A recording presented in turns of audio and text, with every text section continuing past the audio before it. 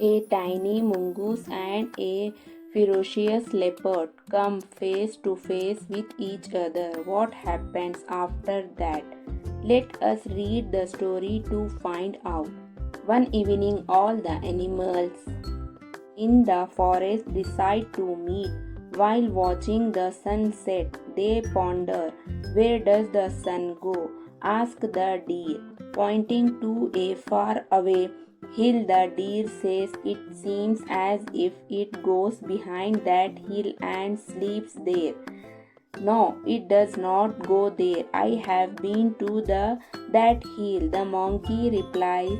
Then where does it go? Ask the bear in a sleepy voice.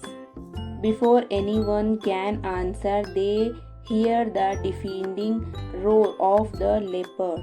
The monkey runs up a tree. The deer takes leaps and bounds and runs away.